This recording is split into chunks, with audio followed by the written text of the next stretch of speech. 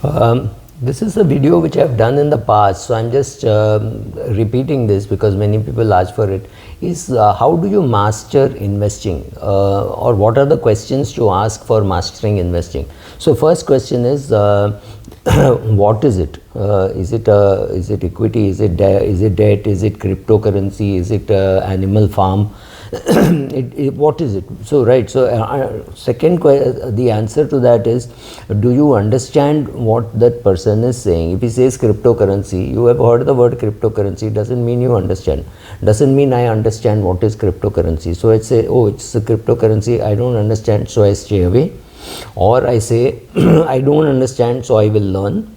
Or third, I say I don't understand, but since it is being offered by a mutual fund, I'm assuming there is a fund manager, SEBI has seen what it is and SEBI has approved it, therefore I will put a small amount of money into this cryptocurrency, right? So these are 2-3 ways of reacting to it, but first of all you have to understand what it is, because if you do not understand what it is, that causes the maximum amount of damage. There are people who do not understand how a chit fund works, there are many people who do not understand how a mutual fund works. So they put 1 lakh, and after 3 months, if they see the value at 98,000 or 94,000, then they want to withdraw, saying, there is some problem. In my bank FD, the value never changes. In the mutual fund, it has changed. You never told me that, and they will remove the money. Nothing right or wrong, but if you do not understand what you are doing, it is bound to happen that you withdraw completely at a wrong time. This has happened. I have seen big trusts doing that, right? At the onset of COVID, one trust withdrew on the worst possible day. They withdrew about 4 crores, and I was the advisor called me and said, will you please speak to the trustee? The trustee told me, if it falls like this every month, then in 1 year my money will be wiped out. Now this is such a stupid argument, but that came from the fact that the owner or the trustee just did not understand how equity market operates, or how any market operates. He was a businessman, and there is nothing that I could do to salvage that amount. So these things can happen. So you decide how to react based on how much you understand and what you will do if you don't understand. You don't understand equity is fine. Somebody told you putting money in an index fund will work. Yes, maybe it will work, but you have to understand that there will be fluctuation, there will be huge standard deviation and all those things. So be ready for it. At least understand those things before you invest. If you don't understand any of those things, maybe you should stick to a bank fixed deposit. There's nothing else that you should be investing, because everything, real estate, gold, equity, everything will have a high standard deviation. If you don't understand standard deviation, it means you don't understand investing, right? That it is that bad. The second question to ask is it investing? Is it speculating? Is it gambling? Right? Make the distinction very clear, and the distinction comes from asking how long do I have to hold it, what is the upside, what is the downside, right? These are all important questions. Is it gambling or is it speculation? Right? You have to know the difference between the three, and then the question is, how long do I have to hold? What is the upside and how long do I have to hold? What is the downside and can it go to zero? Right? Some investments can never go to zero. Like if you buy an annuity, it can never go to zero. You will get a pension for the rest of your life. Even if you live till the age of 114, you will keep getting a pension, right? That's what it says, for your lifetime. So can it go to zero? Is it possible that I withdraw and it becomes zero? I'm doing a systematic withdrawal and it goes, can it go to zero? What is the downside? What is the downside that if I do not touch and it can still go to zero? What is the lock-in? Is there a period of time for which I just cannot withdraw, right? Is there a period of time for which I cannot withdraw, and is there a period of time in which if I withdraw I will pay a withdrawal penalty, right? Exit load. Do I pay an exit load? How much is the exit load? How much can it be? Right? Ask these questions, because you don't ask these questions and say, oh, the advisor cheated me. Advisor didn't cheat you. Maybe the advisor didn't know, right? But you didn't ask. You cannot be guilty. You cannot be innocent saying, I didn't ask and therefore he didn't say. He is not duty bound to say. He may not even know that these are the questions to ask. What happens if your advisor himself doesn't know that these are the questions to ask? So ask these questions: what is the upside, what is the downside, what is the lock-in, what is the exit penalty, right? Can it be inherited? Is there a nomination possible? Should I make it joint with my wife? Should I make it joint with my husband? Whatever, ask all those questions. What are the advantages, what are the disadvantages, what happens if I don't have a nominee, right? If I don't know whom to nominate, should I make my children joined with this, or should I make them only nominees? What is the risk? Is it possible that there is a fraud and the whole money is lost, right? Ask these questions, because you don't ask, nobody tells you, and then you say, oh, nobody told me. Nobody is duty bound to tell you. You're bound to know many of these things. You're bound to know that equity has standard deviation.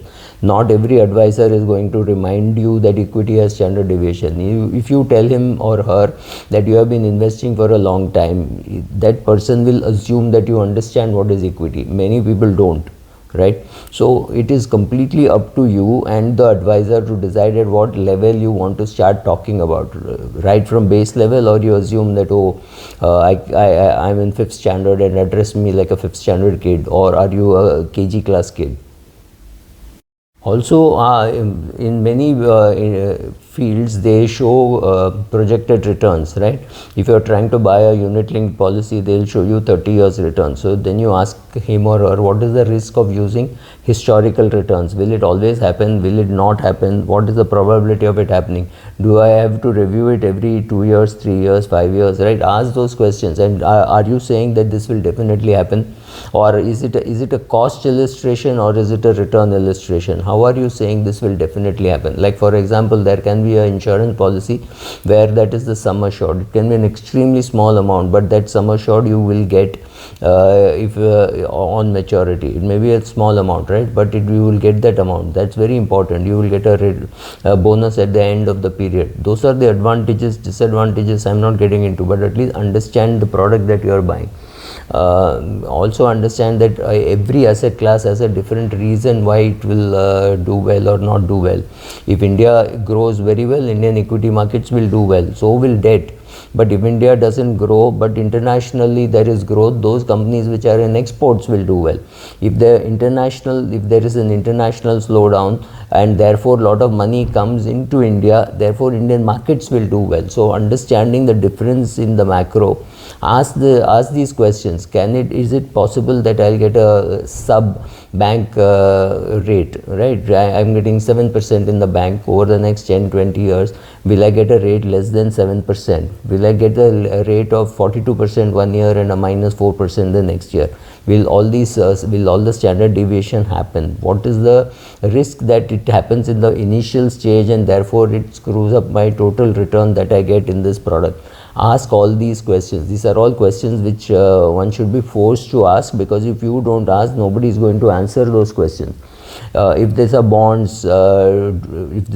fund, is there anything called holding a bond fund to maturity? Is it different from holding a bond to maturity? People, if you don't know this, right, then there are many people who do not know that when you say direct scheme, it means going to the website of the mutual fund and investing. That is a direct scheme. But investing through ICICI Direct is not investing in a direct scheme. Believe it or not, many people do not know the difference. So ask these questions, equip yourself before you start investing, right? What is the maximum downside risk? What is the upside risk? What happens if I bought 42%? Should I withdraw and put it somewhere? Will you be there to give me advice, or am I on my own after I buy the product? No harm in asking this question also, because if he's a RM in the bank, he's bound to leave the bank in a year or 2 or 3, and this product. Also, for a beginning investor, I think you should pick up a glossary. I mean, my book has a glossary, but you can pick up a glossary from somewhere. Maybe it could be available free online, and understand all the terminology that is used. Understand what that person says. I ask the person that when the market fluctuates, what will you do for me? When you're selling this product, which is a third-party product, and you are a bank, but tell me, whom should I get in touch with in the current concerned mutual fund or insurance? Will somebody there be able to guide me when there is a fall? Should I be investing more, or should I switch between debt and equity? What should I do? Who will be there to guide me? Because I'm sure that you will not be there. So when you ask a investment advisor all these questions, he will take you seriously or she will take you seriously. Say some of these answers I have, some of these questions I have an answer for, some of these questions I do not have an answer for, but at least you will be sure that the client that the advisor is not taking you for a ride, and then if you think you still don't want to buy it, then you say, oh, my cousin works for JP Morgan or Morgan Stanley or anybody and says he's a derivative trader in Singapore. This sounds intimidating enough, and say I will talk to him or her and then only get back to you. And another cousin is an attorney in New York and she deals with these kind of products regularly. So I will ask both of them, so please send me an email. I'll send it to both of them and they will have a look at it, and then I will take a decision. This is one of the best ways to push an RM and force him to perform. But largely all these questions are not meant just for the RM, these are meant for you. Do you understand the answers? That is another thing. If somebody says, oh, 24% upside and 0% downside or 6% downside, do you understand whether it 24 and 6 are right? Alright, so all these questions you have to ask, and you have to equip yourself to be able to understand the replies. You don't want to do this, you don't want to do any of these things, best go to a UTI index fund and do an SIP and keep learning. After you finish learning, come back, watch some of my other videos and start investing. Thank you. One question which I keep getting asked regularly is how did you retire and what did you do for your retirement? So I've said this I've answered this question many times. So mine has been, it is not as though I thought that this is what I should do, but I always thought that building a good portfolio is always useful. So one thing which people suggest is to build a dividend yield portfolio, because you can take the dividend amount and keep reinvesting in more shares, and thus increase the size of the corpus, so that at some stage of your retirement you will have enough dividend income with which you can retire, or at some stage you have enough dividend income, therefore you retire. So the retirement which I start my book by saying that retirement is a sum of money, not an age. So you could have that sum of money at 45 and you decide that you want to retire. Financially you can retire. Whether you should retire is a completely different discussion. So one, there is too much of emphasis on dividend paying stocks. So people say that all the shares that you buy for retirement especially should be good dividend yield stocks, so that you can take the dividend and buy more of the same shares. I'm using stocks and shares interchangeably. So you can buy more of the same shares and keep building your portfolio and create your portfolio. I slightly want to differ, because when I bought a share, yes, I was a value investor. I did not know the term in 1982 or 1980 when I was investing. I used to look at dividend. Does the company pay dividend? And afterwards Chidambaram made the dividend taxable in the hands of the company, so it became very attractive instead of paying the tax, because I was at the highest rate of tax. Even now it is actually hurting that the company is not paying the tax and I am paying the tax. Sorry, I am digressing. But I don't agree that every share that you buy should be a current dividend paying. Let's say you're 30 years of age and you're building a portfolio. There is no reason why you should look for a company which pays dividend when you're 30. When you're 30, if it pays dividend, buy more of the same share. Suppose you bought Cholamandalam and Cholamandalam gives you dividend, Coal India gives you dividend, NTPC gives you dividend. Use the money to buy the same share. That way you're building a portfolio. But if you decide to buy an Indigo or a Zomato or a Nykaa or Paytm, whatever, these are companies which are going to be growth companies. I am not even recommending these companies, I am just giving you examples. These companies may start paying dividend after 10 years or 12 years, but that you have that waiting period, right? I don't have maybe that waiting period, but you have that waiting ability. You are only 32, you want this dividend to come in maybe when you are 45, 46, 80, 45, 50, right? So that age is when you want the dividend. You don't need the dividend now.